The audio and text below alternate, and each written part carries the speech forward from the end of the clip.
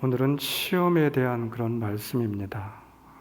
우리가 이 시험, 유혹, 우리가 세상을 살아가면서 얼마나 많은 유혹이 있는지 몰라요. 여러분, 나는 아닐 것이다 이렇게 생각하지 마십시오. 우리가 매스컴을 통해서 보게 된다고 하면 정말 어떻게 저 사람이 저렇게 저런 일을 할 수 있을까? 참 대단한 사람인데, 공인인데, 대단한 능력을 가졌는데 어떻게 저렇게 뻥뻥 나가 떨어질 수 있을까? 이런 생각을 해보게 됩니다. 우리 또한 마찬가지다라고 하는 것이죠. 우리 또한 나는 아닐 것이다 이렇게 생각해서는 안 됩니다. 시험이 시시각각으로 다가오는데 우리가 제대로 깨어있지 못한다고 하면 우리 또한 넘어질 수밖에 없어요. 그들이 나보다 능력이 없어서가 아닙니다. 배운 것이 적어서가 아닙니다. 그들도 넘어지는데 나 또한 넘어질 수 있다라고 하는 것, 우리는 늘 유념하고 살아야만 됩니다. 정말 평생을 잘 신실하게 목회하셨던 그런 목사님들이 은퇴 때 가서 이 유혹에 넘어지는 그런 경우가 있습니다. 그래서 성도들을 실망시키고 또 교회에 여러 가지 참 아픔이 될 때도 있습니다. 성도들 가정에서는 어떠합니까? 교회에서도 많은 그런 일들이 있죠. 성도들 상호간에도 여러 가지 문제들이 있습니다. 돈 거래하는 그런 부분도 있고, 다단계를 통하여서 제가 얼마 전에 듣게 되니까 우리 지방에서도 여러 가지 이런 문제들 때문에 많은 시험과 유혹이 있다라고 해요. 여러분, 우리가 정말 깨어 있어야만 됩니다. 그래야 우리의 좋은 그런 관계들을 잘 유지할 수 있고, 우리가 하나님 앞에서 신실하게 서 있을 수 있다라고 하는 것이죠. 공생애를 시작하면서 처음의 사역이 바로 사탄에 이끌려 예수님께서 시험을 받으셨습니다. 하나님은 예수님으로 하여금 시험을 받도록 허락하셨는데 이 시험은 세 가지였어요. 첫째는 돌들을 가지고 빵으로 만들라라고 하는 것입니다. 둘째는 거룩한 도성으로 그렇게 데려가서 성전 꼭대기에 세우고 네가 하나님의 아들이거든 뛰어내어 보아라. 하나님이 보호하실 것이다 이렇게 말하고 있습니다. 하나님의 아들을 증명하라라고 하는 것이겠죠. 셋째 시험은 세상의 모든 나라와 영광을 보여주며 나에게 절하라. 그러면 너에게 이 모든 것을 주겠다. 권세와 영광에 대한 그런 시험이었습니다. 예수님이 받았던 시험은 우리들의 시험이기도 합니다. 우리의 모든 시험이 다 여기에 포함되어 있다고 믿습니다. 예수님이 이렇게 시험을 받으신 이유가 무엇일까요? 성령의 주도하에, 성령의 묵인하에 유혹을 받게 되었습니다. 여기에 하나님의 의도가 담겨져 있지 않을까요?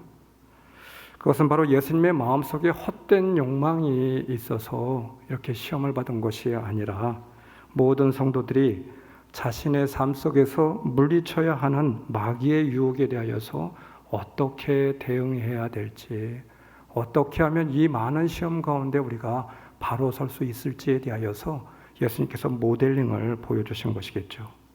시험을 이길 수 있는 방법, 우리가 이 어려운 세상을 살아가면서 반듯하게 서 있을 수 있는 방법, 조금이라도 서 있을 수 있는 방법에 대해서 말씀해주고 있는 것입니다.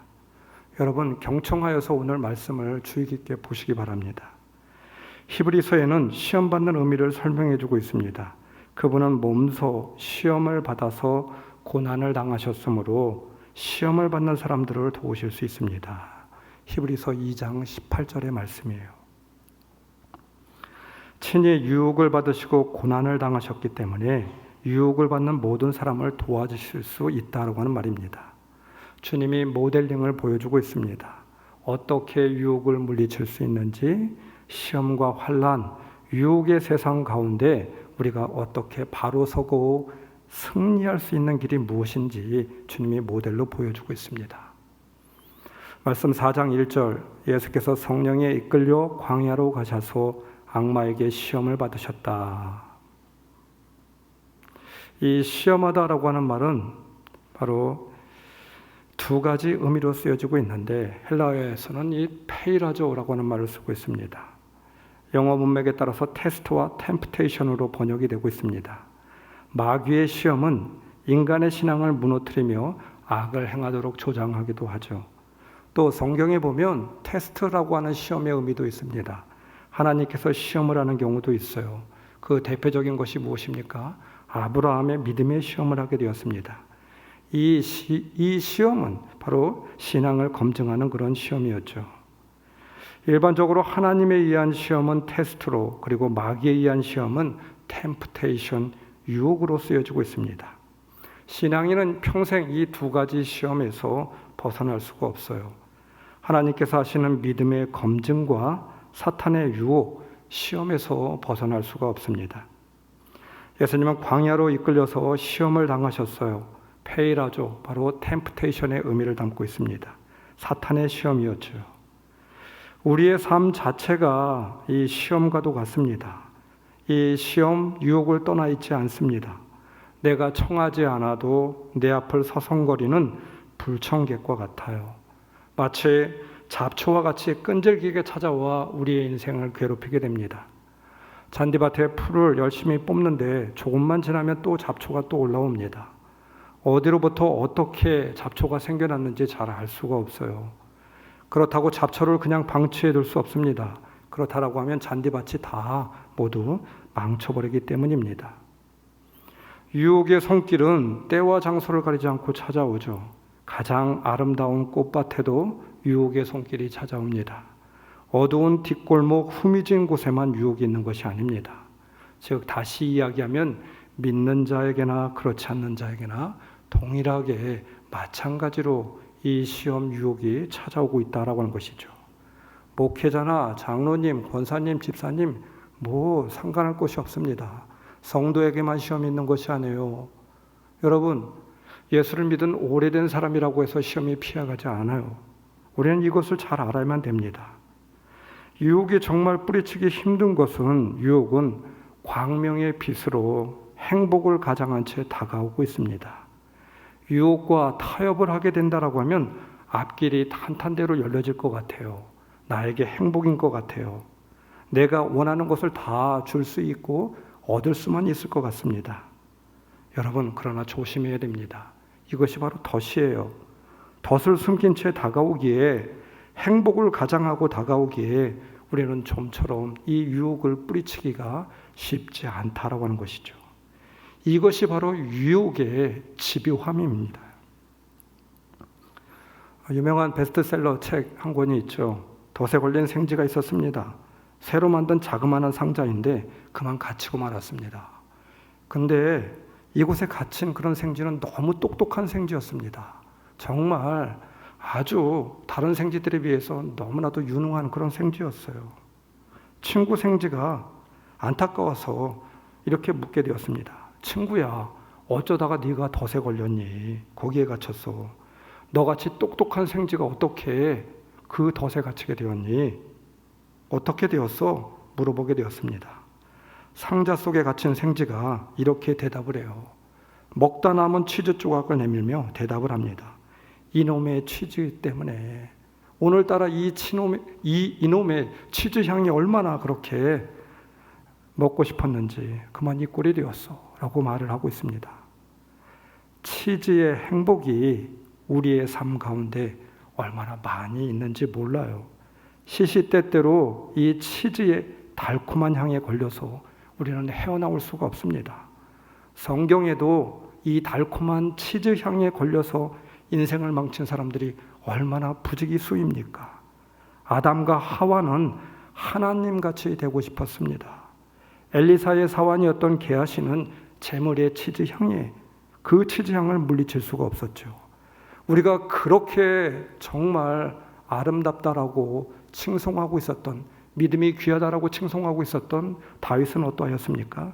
성적인 치즈향에 붙들려서 인생의 오점과 큰 환난을 당하게 되었습니다. 사울은 어떠합니까? 권력의 치즈향에 중독이 되고 말았습니다. 여러분, 유혹의 이 치즈향은 이렇게 뿌리치기가 어렵다라고 하는 거예요. 누구에게나 다가온다라고 하는 것입니다. 나는 아니겠지? 나는 믿음의 사람이니까? 그렇다라고 하면 다윗은 걸려 넘어지지 말아야만 됐습니다. 베드로가 이런 이야기를 해요. 주님의 음성을 듣고 무리를 걸었을 때 사람들은 기적이라고 말하고 있다. 그러나 기적이라고 하는 것은 무리를 걷는 것이 아니라 땅 위를 바르게 걷는 것 또한 기적의 하나이다. 이렇게 말하고 있습니다. 땅 위를 제대로 바르게 걷는 것, 이것이 정말 가장 큰 기적 중에 기적이 아닐까요?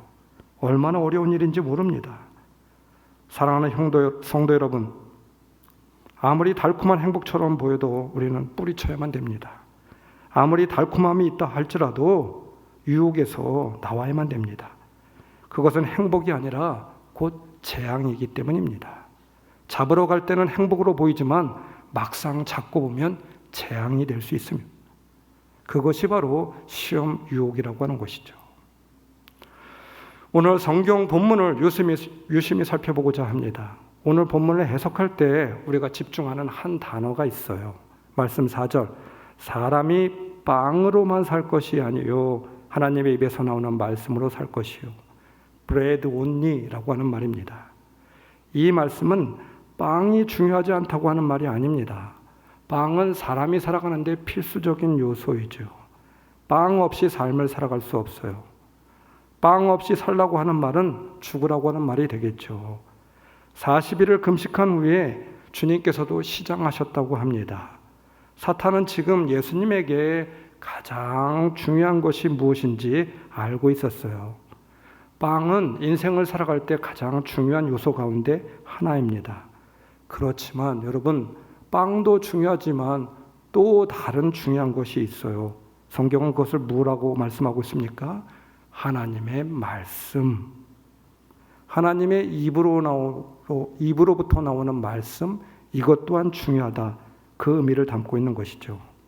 말씀 4절에 보면 사람이 빵으로만 살 것이 아니요.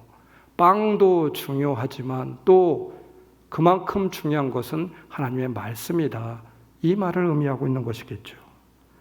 광야에서 이스라엘 백성들은 만나와 메추라기를 공급받았습니다. 그러나 그들에게는 그들의 삶의 중심에 또 놓여지고 있었던 것은 무엇이었습니까? 성막이 자리하고 있었어요. 만나와 메추라기 없이 하루를 살아갈 수 없지만 성막 없이 언약궤 없이 우리 인생을 살아갈 수 없다라고 하는 말이겠죠. 오늘 말씀에 대하여 빵보다 말씀이 더 중요하다고 간단히 해석하는 오류를 우리는 범하기도 합니다. 빵 없이 살 수가 없습니다. 재물 없이 살 수가 없습니다.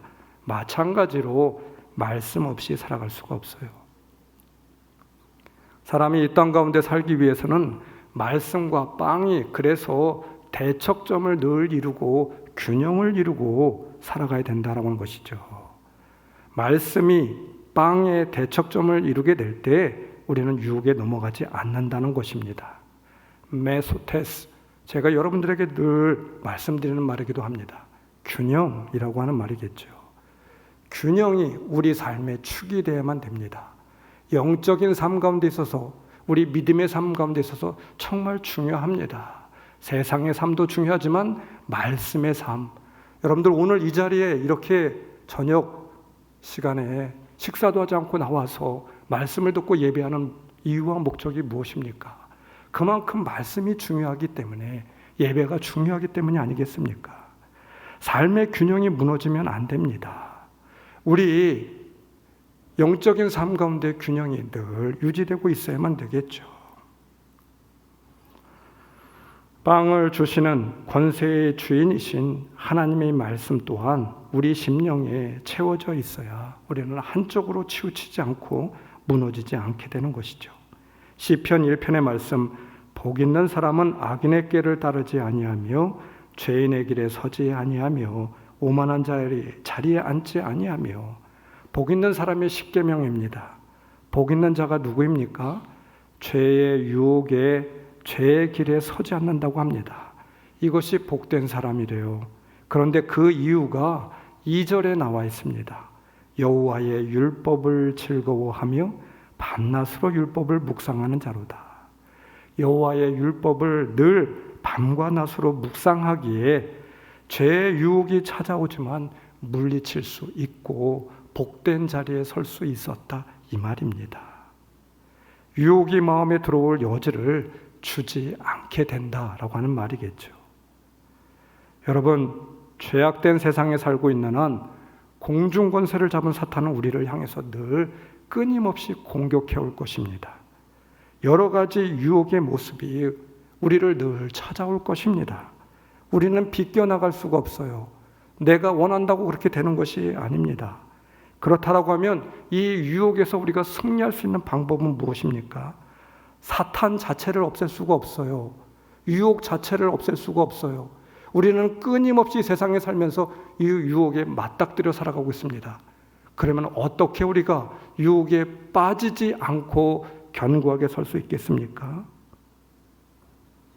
유혹이 우리의 힘으로는 막을 수는 없지만, 유혹을 피할 수는 없지만 말씀으로 우리의 심령을 채우는 것이죠. 그래서 사탄의 공격이 들어오게 될 때 무용지물로 만들게 하는 방법입니다. 유혹보다도 더 말씀의 체험이 많아야만 됩니다. 적어도 유혹의 깊이만큼 말씀의 깊이가 유지되어 있어야 돼요. 사탄은 늘 우리를 넘어뜨리려고 합니다. 우리가 사탄의 올무에 걸리지 않는 방법은 늘 무장을 하는 방법밖에 없죠. 말씀의 대척점을 세워두어야만 됩니다. 영적 무장을 하고 있어야만 됩니다. 성막의 제단은 24시간 제단에서 지펴지고 있었습니다. 한 번 지피고 마는 것이 아니었고 끊임없이 24시간 지펴지고 있었다. 이 말의 뜻이 무엇입니까? 한 번의 불로는 거룩한 불을 담을 수가 없어요. 한 번의 불로는 하나님의 임재를 담아둘 수가 없습니다. 늘 말씀을 우리 심령 가운데 채우고 살아야 될 줄 믿습니다. 여러분, 세상 일에 바쁠수록 일이 잘 될수록 우리는 어떻게 해야 될까요? 더 말씀을 가까이 하십시오. 그래야 넘어지지 않는 비결입니다. 평안하고 여러분들의 일이 잘 풀어지고 있습니까? 말씀의 경종을 오늘 울리십시오. 어려움과 환난이 있다라고 하면 어려움의 깊이만큼 말씀의 깊이로 채우세요. 그러면 그 어려움에 우리가 넘어지지 않습니다. 어려움이 유혹이 되지 않습니다. 다시 중심을 잡고 우리는 견고하게 서 있는 믿음의 사람들이 될 줄 믿습니다. 그러면 구체적으로 말씀으로 사는 삶은 무엇입니까? 두 번째 시험을 통하여 주님은 말씀으로 사는 삶이 무엇인지 설명을 하시고 있습니다. 말씀 5절, 악마는 성전 꼭대기에 세우고, 말씀 6절, 내가 하나님의 아들이여든 뛰어내려 보아라. 사탄이 지금 예수님이 하나님의 아들을 모르기 때문에 질문을 하는 것이 아닙니다. 하나님의 아들임을 잘 알고 있었어요. 예수님 또한 하나님의 아들임에 대한 의심이 있어서도 아니었습니다. 하나님의 아들에 대한 믿음을 시험하는 것이 아닙니다. 사탄은 아들이 아니었다면 시험을 하지도 않았을 것입니다. 하나님의 아들임을 증명해 보이라고 하는 것은 믿음에 대한 시험이 아니라 믿음에 대한 시험이 아니라 믿음의 행동에 대한 시험이죠. 여러분, 사탄은 단순하지가 않아요. 예수님이 사탄이 무엇을 시험하는지 알고 있었습니다. 세 번째 시험에서 사탄에게 절을 하면 세상의 모든 나라와 영광을 주겠다. 사탄이 제안을 하고 있죠.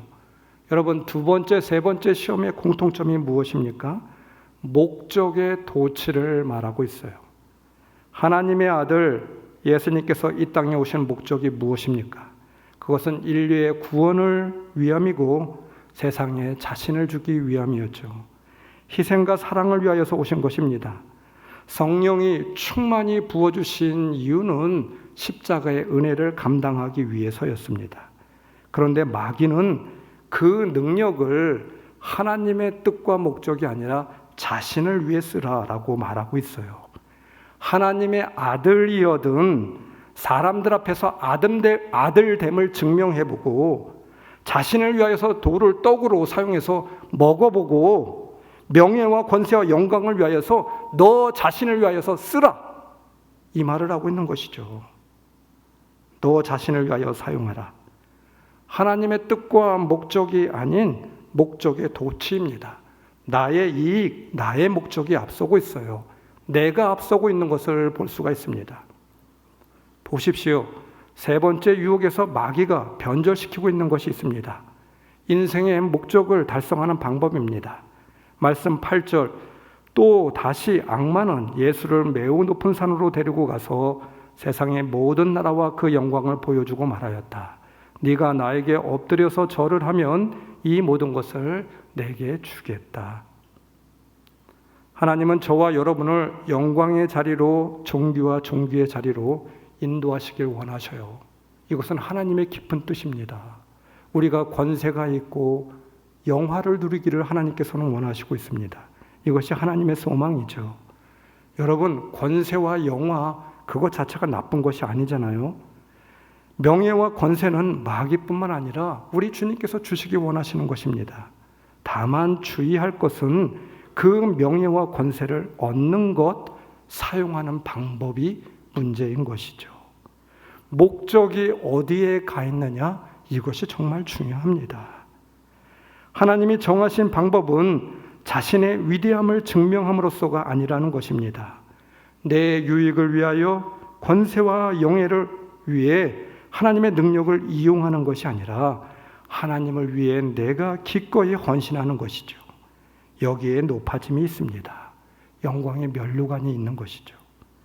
내가 높임을 받고 내가 권력을 사용하기 위함이 아니라 다른 일을 높이고 주님을 높이고 다른 이들을 섬기기 위해서 권세와 영화를 나에게 허락하신 것이죠. 그런데 우리는 이것을 착각합니다. 권세와 영화, 물질의 목적이 가 있습니다. 더 나아가 그것이 나에게 유익과 안녕과 나의 이익과 활락을 위하여서 그것을 얻기를 사용하기를 원하고 있어요. 그러다 보니까 한결같이 유혹에 넘어지고 마는 것이죠. 많은 사람들을 보십시오. 세상 사람들이 왜 유혹에 넘어가고 있습니까? 그들이 한결같이 추구하는 것이 있어요. 물질과 권세, 명예, 그것이 자체가 목적입니다.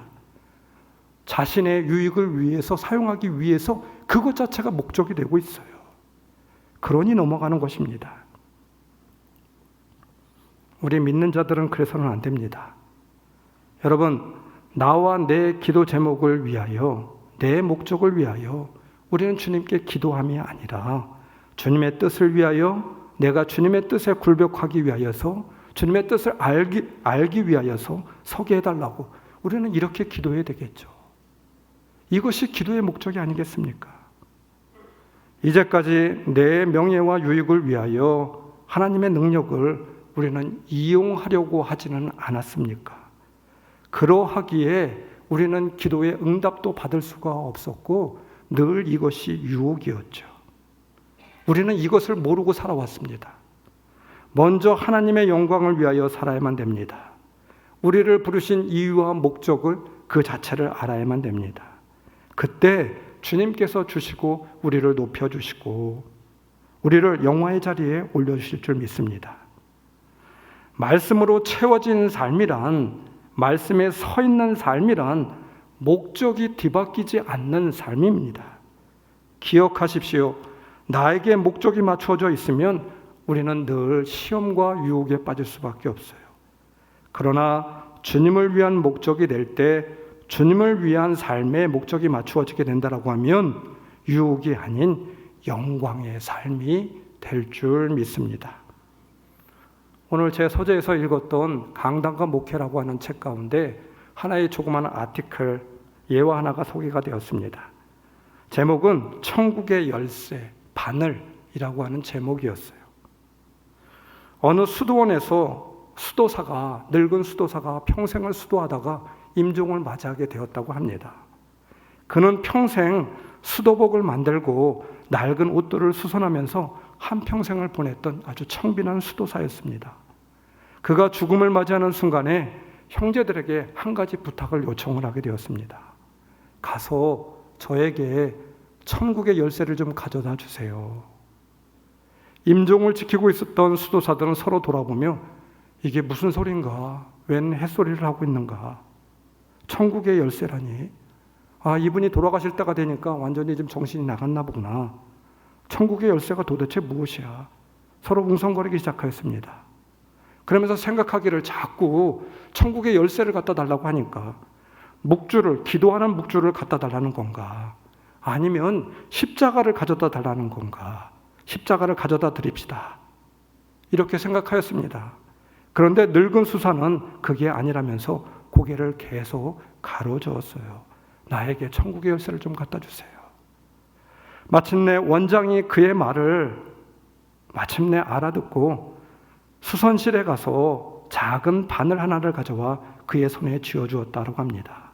늙은 수사는 만족하며 평안히 숨을 그렇게 거두었다라고 해요. 그때 작은 바늘이야말로 그가 평생에 걸쳐 소중히 여기고 성실히 임하였고 충성하였던 사역이었고 다른 일을 돌보고 섬겼던 귀한 도구였죠. 그것이 바로 그의 인생의 존재의 목적이고 바로 천국의 열쇠였다라고 고백하고 있는 것입니다. 저는 생각해 보았습니다. 어디에 천국이 임하는 것일까? 천국의 열쇠는 무엇일까? 작은 바늘은 늙은 수사가 그가 늘 붙들고 있었던 것이었습니다. 자신의 본분이요 정체성이고 추구하는 목적이 바뀌지 않았습니다. 내가 서야 할 자리, 해야 할 일, 섬겨야 할 본분, 자신의 위치에 대하여서 목적과 동기가 바뀌어지지 않았어요. 이것이 바로 믿음의 삶이고 천국의 열쇠가 아닐까요? 살아가면서 유혹에 빠지지 않는 비결이 아니겠습니까? 우리는 잊지 말아야만 됩니다. 우리가 추구해야 할 목적이 무엇인지, 우리가 누구인지 잊지 않을 때, 목적이 도취되지 않을 때 시험에 들지 않을 수 있습니다. 오늘 우리가 다시 결단해야 되겠습니다. 나의 능력을 너무 믿지 마십시오. 세상을 보면 유명한 사람들이, 인기가 있는 사람들이, 공인인 사람들이, 이제까지 많은 영향력을 끼쳤던 사람들이 한순간에 넘어지는 것을 보며 너무 안타까울 때가 있습니다. 그리고 어떻게 저 사람들은 저렇게 넘어질 수 있을까? 너무 미련한 것이 아닐까? 이제까지 쌓았던 모든 것을 어떻게 한순간에 다 날려버릴 수 있을까? 생각이 듭니다. 참 한심하다고 생각이 들 때가 있습니다. 아닙니다. 나 또한 마찬가지입니다. 나 또한 연약한 존재입니다. 나 또한 언제든지 넘어질 수 있음을 기억하십시오. 주님처럼 말씀 앞에 서 있지 않는다라고 하면 오늘 말씀을 떠나 있는 그 순간이 바로 시험이고 유혹이 될 수 있습니다. 사탄의 유혹에 넘어갈 수 있다라고 하는 말입니다. 말씀 안에 서 있을 수 있는 여러분들이 되시기를 주님의 이름으로 축원합니다. 주님의 긍휼을 구하십시오. 내가 원해서 내 능력이 있어서 되는 것이 아닙니다. 주님께서 함께 하시고 도와주실 때 우리는 말씀 안에 서 있을 수 있고 유혹에 넘어가지 않을 수 있습니다. 사랑하는 성도 여러분, 우리가 늘 말씀을 심령 가운데 두고 이 유혹에서 승리할 수 있는, 세상에서 승리할 수 있는 여러분들 되시길 주님의 이름으로 축원합니다. 기도하겠습니다. 하나님, 우리는 연약한 존재입니다. 우리는 늘 넘어질 수밖에 없습니다. 주님, 우리를 붙들어 주시옵소서. 긍휼히 여겨 주시옵소서. 우리의 뜻과 또 우리의 모든 것들이 주님을 위한 것이 될 수 있도록 인도하여 주시고, 목적이 도취되지 않는 삶을 살아갈 수 있도록 인도하여 주시고, 말씀에 깨어서 주님만 바라보고 살아가는 삶이 되어서 하나님, 이 땅을 살아갈 동안 바른 길을 걸어갈 수 있도록 인도하여 주시고, 우리의 발걸음이 치우치지 않도록 우리 주님 붙들어 주시옵소서. 예수님의 이름으로 기도드리옵나이다. 아멘.